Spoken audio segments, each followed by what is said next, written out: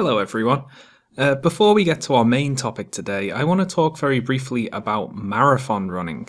So way back in 1985, science journal Nature published an article predicting that by the year 2000, women would be consistently running faster marathon times than men.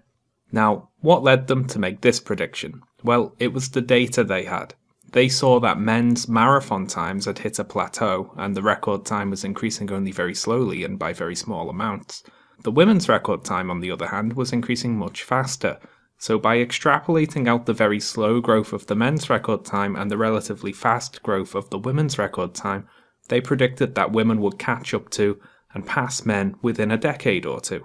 Now then, they made a mistake, didn't they? One which got them not a small amount of impolite mocking. And what was that? Well, by just extrapolating the current data trends into the future, you'd fairly quickly have women running the marathon faster than the speed of sound, which is probably highly unlikely.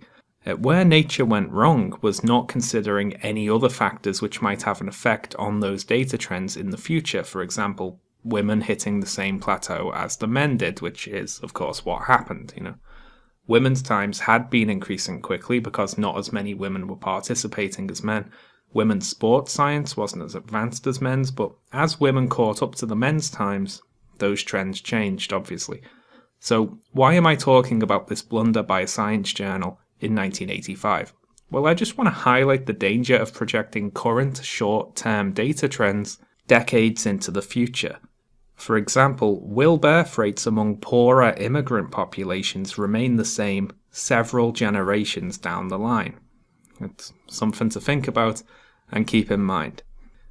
So then, what's the actual topic of my video today? Well, it's a recent video uploaded by Lauren Southern called The Great Replacement, and let's watch the introduction to that.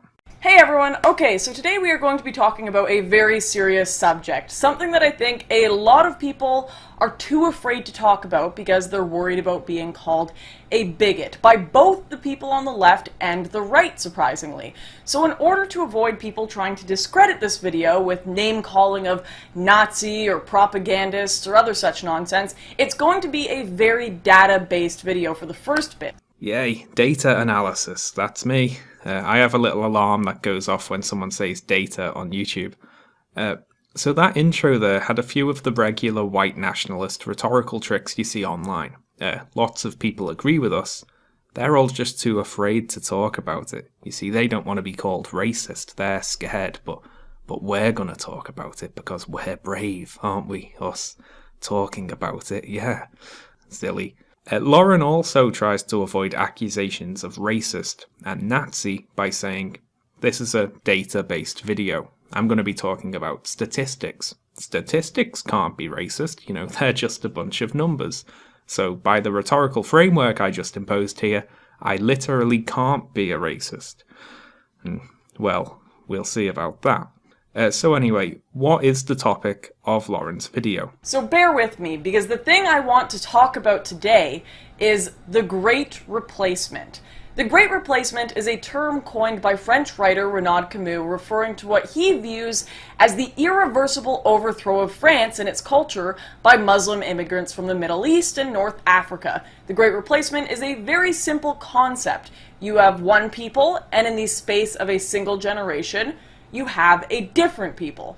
Despite various misrepresentations, Camus does not oppose current immigration policy out of racism or Islamophobia, but on the basis of the preservation of French traditions and culture. And though Camus has had his eyes set specifically on France, his concerns have been shared by many nationalist and identitarian movements all across Europe.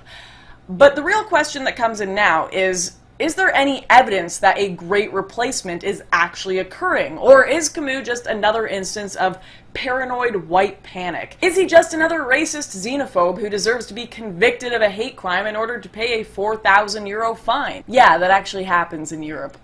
I'll stop you there, Lauren, first off. This says, in connection with two separate bar clashes in Paris with people who accused him of hate crimes, and then he didn't even appear in court for the verdict. And apparently he was shouting, I love Hitler, people like you would be dead, your mothers, your forefathers would all be fucking gassed at people. So, good. Fuck that guy. Anyway, let's talk about the Great Replacement, which means white genocide. By the way, it's the exact same concept. It's just been given a makeover to try and sell it to more people. White genocide is a conspiracy theory that says white people are dying out due to a combination of race mixing and white people having children at a slower rate than non-white people. As if it's a competition. Now, not only is this not true, there are more white people alive today than at any point in history, it's also not genocide. Even if it was happening, it's not deliberate. It'd just be a demographic change over time. That's not genocide. No white people are getting killed because of this. That's white privilege for you, I guess. We even get the nice version of genocide. Of course, the sorts of people who believe this rubbish will tell you it is deliberate because it's supposedly the Jews doing it, which, they think because they're racist morons. But people like Lauren Southern and Stefan Molyneux and others who peddle this replacement rubbish, well, they aren't allowed to say it's the Jews doing it because then they'd lose their platforms for being openly racist. So, because they can't openly blame it on the Jews, I can say it's not deliberate and therefore not genocide, and they're not allowed to retort, which is awfully fun. It's a bit like cheating. They know they're being anti-Semitic, and I know they're being anti-Semitic, but only I get to say it. Anyway, so replacement is the PC term these people have come up with to stand in for white genocide. And it's a silly term, and I'll give you an example. Here's a picture of a giraffe, say, and now I'm going to replace that picture of a giraffe with a picture of a dog.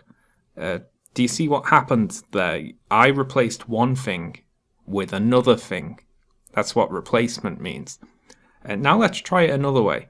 Here's the picture of the giraffe, and now here's the dog. And would you look at that? We've got both. They're both still there. Nothing's been replaced, They both just are there now. Do you follow? Anyway, let's get into Lauren's data. But despite all of these roadblocks, the stats that we do have access to paint a pretty clear picture. In 1993, 7% of the UK population was foreign-born, and 3.6% were foreign nationals. With the 2004 European Union enlargement and drastic shifts in immigration policy, those numbers rose to 13.5% and 8.9% in 2015. These populations are primarily of Indian, Pakistani, or African background. Uh-oh, that was a lie. Sorry, Lauren. So the stats that were just showed there come from the Migration Observatory from the University of Oxford. And Lauren cites two sources from the Migration Observatory. Let's take a look at those. The first is long-term international migration flows to and from the UK. And for a start, this one says, the share of EU citizens in LTIM inflows and net flows has increased. The share of EU citizens among incoming migrants has been steadily increasing since 2004, when it stood at 22%, and is much higher than the average for the 2000 to 2003 period when it stood at about 13%. By contrast, the share of immigrants from outside the EU has declined from 63% of all incoming migrants in 2004 to 45% in 2016. So according to this study, migrants from outside the EU account for less than half of the total incoming migrants. Now, I know you're Canadian, Lauren, maybe you don't know that much about Europe, so a little geography lesson for you. India, Pakistan, and Africa aren't in Europe. It's not even close. And if we take a look at the other Migration Observatory source, Migrants in the UK, an overview, that one actually lists the countries that migrants into the UK come from, and the number one spot is Poland. Poland tops the tables for both country of birth and country of citizenship among migrants in the UK. And take a look at these countries. The vast majority of countries on this list are within Europe. These are mainly European migrants coming into the UK. These populations are primarily of Indian, Pakistani or African background is just a flat-out lie. Why is Lauren ignoring the Polish immigrants, for instance? I wonder why that could possibly be.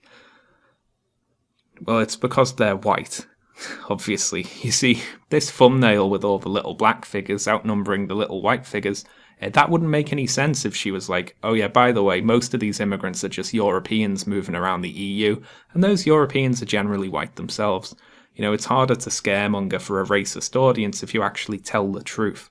But let's carry on and take a look at this headline. Migrants change UK forever. White Britons will be minority by 2066. Let's talk about this.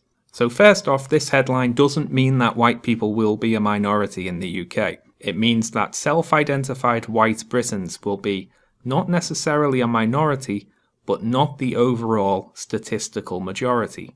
And what's the difference there? Well, if 49% of the country identify as white British, they'll still be the largest group unless every single other person in the country identifies as the same thing. In actuality, what you would have would be 49% white British and then a certain percentage for Asian British, a certain percentage for black British, a certain percentage for white Irish. From the news report, in the study, minorities are classed as people who also describe themselves in censuses as Irish or another nationality. So a certain percentage for white Polish people, I guess, if we're acknowledging that they exist and aren't actually from Pakistan. Anyway, the largest group would still be white British. I mean, they're not going anywhere. They'll still exist. It's just that cumulatively, all the people who self-identify as something other than that, added together, would be the slight majority in 50 years' time.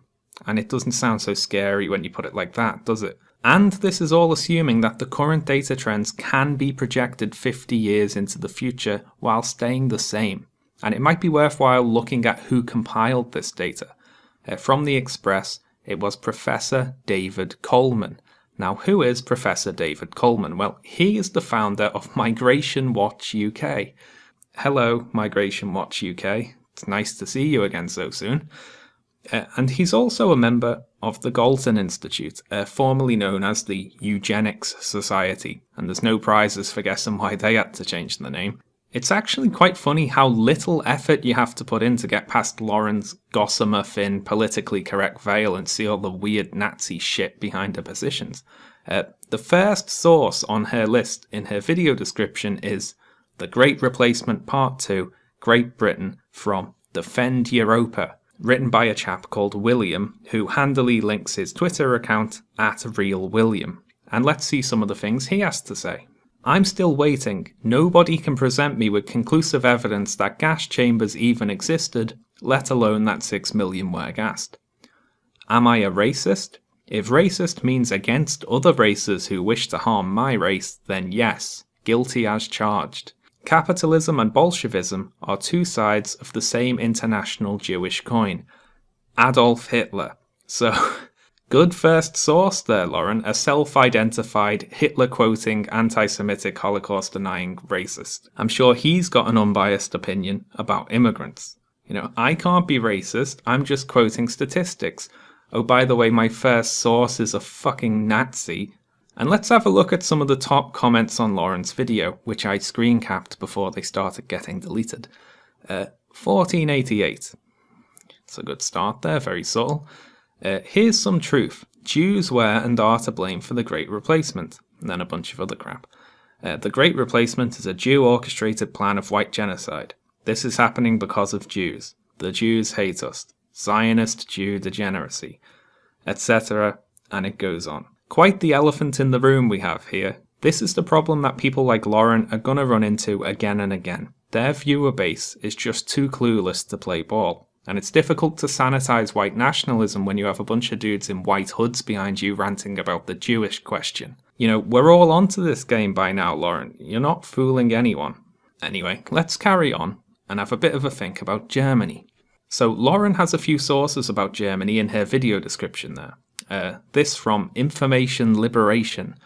Nearly 40% of Germany's under 5s are foreigners. Now, that's not true. If they were born in Germany, they're German citizens. They're not foreigners. What you mean to say, and what you're actually outraged about, is that those people might not be white. I also like this picture here, which has a bunch of smiling children waving the German flag, and this is supposed to be a bad thing somehow. There's also this story from the Daily Mail. Germans now the minority in Frankfurt. More than half of residents in the city have a migrant background. And the top comment on this article is pretty funny. Migrant background? That could still mean they were born and raised in Germany, speak German as their first language, and are German citizens with no other allegiance. Very misleading headline. That comment is from Tommy there, not Robinson, I assume. As a side note here, this article manages to spell the word integrate 3 different ways in just 2 sentences, which is impressive, to say the least. Anyway, yes, Tommy's right. People of a migrant background doesn't mean migrants. It means people of a migrant background, which, depending on where you want to mark the cutoff point in history, that could include any number of people. Also, again, not that it matters, but like in the UK, the majority of these migrants are from other European countries. Quoting the article, Turkish migrants are the largest non-German minority that are settled in Frankfurt, accounting for 13% of the population. A further 61% of residents who were born abroad have come from other countries within the European Union. Lauren, again, doesn't mention this because she's trying to mislead their audience about the race of the migrants. You know, if the majority of them are other Europeans, it ruins the white nationalist narrative. There's another point here about the duration these migrants plan to stay, because of course, not all migrants are permanent migrants. And looking again at Lauren's Migration Observatory source, the share of immigrants planning to stay for shorter periods of 1 to 2 years has increased since the 1990s, with less than a third of incoming migrants planning to stay for a period of more than 4 years. Lauren doesn't mention this and treats all migrants as though they are permanent migrants, when the statistics just don't support this. Anyway, let's move on and take a look at Lauren's main source, which is this chap, Renaud Camus. I'm saying that wrong. And let's have a little read of a WordPress blog post written about Camus and his replacement theory. That I found in Lauren's sources, by the way. Firstly, there is no racial replacement in Europe as the immigrants are not numerous enough to change the colour of the locals. Secondly, if there is a cultural drift, is that drift due to immigration or perhaps to globalization, i.e. fashions and behaviours from around the world coming to our doorstep via the internet? His views lead him to make 2 astonishing statements. Firstly, he takes Israel as a positive example that Europe should be well advised to imitate by remigrating foreigners back to their country of origin. This is funny when one knows that Mr. Camus' supporters are in fact anti-Zionists, as anti-Semitism is now called among the thinking elite. Secondly, he argues that Europeans should contribute significantly more to the economic support and development in the Third World, and in particular Africa, basically paying them to stay home, rather than having them come and eat our food. No one of a serious mind would give support to Renaud Camus for these odd views. Well, and again, I didn't go looking for that source. This is listed in the description of Lauren's video. You can go and check. So anyway, I have a pro video making tip for you, Lauren. Maybe don't include links to articles that imply your main source is an irrational idiot. I mean, what happened there? Were there not enough positive articles about the guy, so you had to include ones that dunk on him for being a moron? I don't know. So anyway, that WordPress blog was right. Camus' plan to deal with the migrants is to re-migrate them, i.e. ship them all back home. In an article on Free West Media, Camus says, the means and ends are one and the same, re-migration, the return of the conquering peoples to their own lands. Conquering peoples. So, okay, very sorry to everyone in the US and Canada, but you're going to have to move back to Europe. Which is a bit concerning, to be perfectly honest. I don't know where we're going to put you all. Of course, Camus probably doesn't mean this. The arbitrary line he's drawn in history for when we need to stop migration and ship everyone back is probably not going to have to include any white people being shipped anywhere. It's funny how that works, isn't it? Also, Camus' plan wouldn't work. Quite aside from the fact that it is literally impossible to just ship every descendant of a migrant back to where they came from, his measures don't go far enough to stop what he wants to stop. Let's consider the world as a whole. You know, there's no migration to the world, is there? That we know about, anyway. And now let's imagine that all birth rates were equal across every group and type of person. So exactly equal birth rates for everyone. And let's say that they're exactly at replacement levels everywhere, so every country and race has a completely stable population. Now then, what you would still see is the white population declining as a percentage of the whole over time. And why is that? Well, it's because of how we classify whiteness. Barack Obama, for instance, is seen as a black man, despite having one black and one white parent. Do you see my point here, any racist folk who are watching? Immigration and birth rates don't matter. Because of how we classify races, to maintain the white population as the same percentage of the whole, you would have to either ban interracial relationships or introduce measures to reduce the birth rates of non-white people. That is the only logical endpoint of what you're proposing. And I imagine someone might say, wait, but I'm not talking about race, I'm talking about culture and heritage. Yeah, rubbish. But admittedly, there is one aspect to this that isn't racial.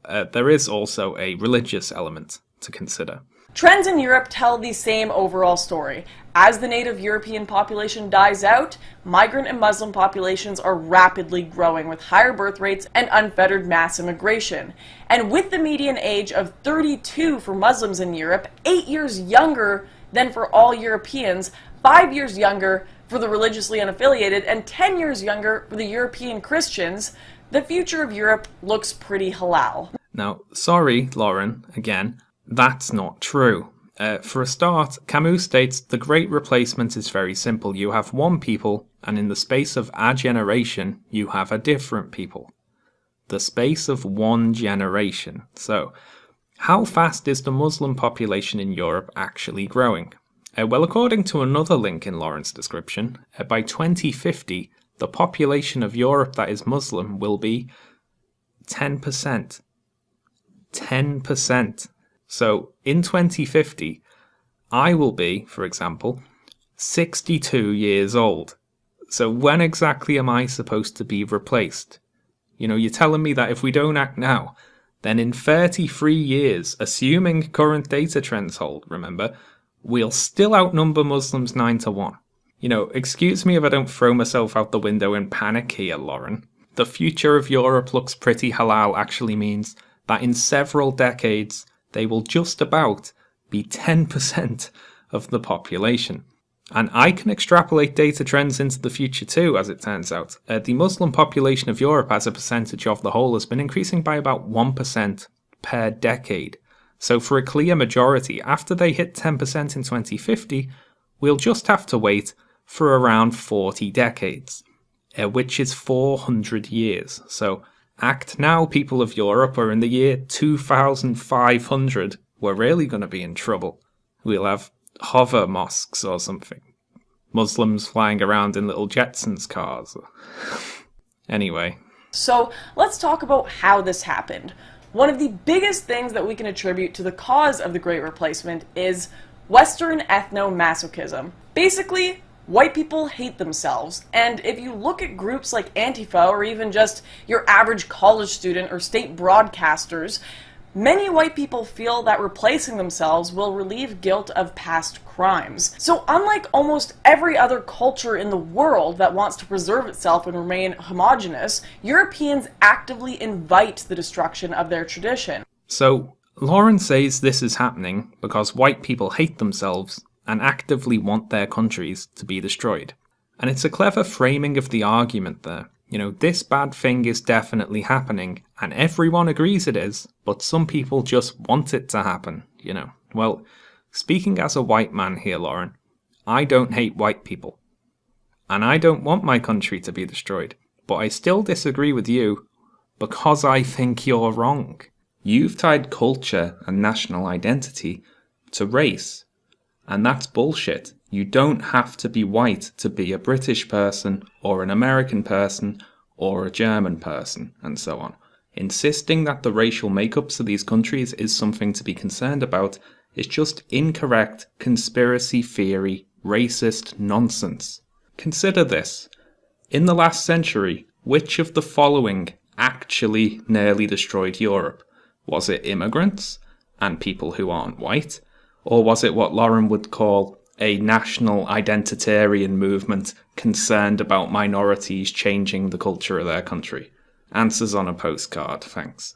And I'd like to address something else. Lauren thinks that immigration and cultural change represent the death of tradition. I disagree. I think it is our tradition. It's one of the traditions that's worth preserving.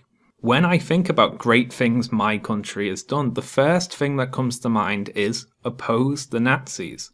And we didn't do that alone. Like the RAF, for instance, fighting the Battle of Britain, had refugee pilots from all over Europe fighting in it. And we also have a history of taking in migrants, sometimes huge amounts of migrants. Let me talk about my own city for a little bit. While the Irish potato famine was going on, about 1 million Irish people emigrated out of Ireland in a relatively very short period of time. And Liverpool, being a port city close to Ireland, is where a lot of those people ended up. By 1851, about a quarter of Liverpool's population was Irish born. And that's born in Ireland, not descended from Irish people or whatever. And I'm sure if we had YouTube back then, we'd have people proclaiming the doom of the country. You know, all these Irish people will breed like rabbits. They're all poor. They're a drain on the state. They don't have jobs. They're going to outbreed us and take over. Which, you know, it didn't happen, did it? And now, someone might say, well, Irish people aren't like today's immigrants. They were able to integrate. They integrated just fine. No troubles there. Troubles. Do you get it? You know, it's not like there'd ever be any Irish terrorists, would there? It's not like Irish terrorists would set off the most powerful bomb detonated in Great Britain since World War II, is it? It's not like any Irish people would ever launch a mortar attack on Downing Street in order to assassinate the Prime Minister, is it? That's all true, by the way. And now, a few decades later, nobody really cares, you know. Nobody is fretting about Irish birth rates. No one's crossing the road or getting off a bus when they hear an Irish accent, are they? Not many people in Britain are all that fussed anymore. And I wonder why that is. Not really. Again, it's because they're white. But what's my point here, really? Well, Lauren, with regards to the whole white genocide thing, just don't worry about it, you know. Demographic change is inevitable. It will happen regardless of what you do. It's not a matter of fighting it or not. It can't be fought. It's just what happens. It's what's always happened, and it's nothing to worry about. And it won't be as bad as you think, anyway. By the way, it won't be bad at all, of course, in any regard, but I'm trying to speak her language here. You see, birth rates are falling everywhere. With medical advancements, less people needed for farming, you know, more people living in cities, a greater chance of kids living to see adulthood and so on. Fewer children are being born, but this is happening globally. I've mentioned this in another video, but birth rates in predominantly Muslim countries are also falling. Recent migrant populations might have more kids than the average in the country they've moved to, but that's a mix of being generally poorer than the native population, which resolves itself within a few generations, and cultural norms, which also even out after a couple of generations by and large. You know, anyone looking into the future and trying to predict what different birth rates will be like in 2070 or something, well, it's a fool's errand. We don't know. And I'd like to leave you all with a brief thought about the white fear of becoming a minority. And I'll say this to any fellow worried white people. You are already a minority. You're a minority in lots of ways, many of which might seem trivial to you right now. But what happens when a Nazi-like party comes to power and starts again judging people by nose length, or eye colour, or skull shape? You know, don't start hating on minorities in order to prevent becoming one, because you already are. So just get used to it, I guess, and chill out. Thanks for watching, everyone. This Rome video is never going to come out, is it? Sorry, my fault. I keep getting distracted. I should just completely log off the internet until it's done now. Thanks as always to my supporters over on Patreon, who almost literally put food in my mouth. I love them all, and I hope they all get exactly what they want for their birthdays. And if you would like to be similarly complimented, consider supporting me yourself. It's positively exciting. Also follow me on Twitter if you feel like. Righty ho folks, I'll see you soon.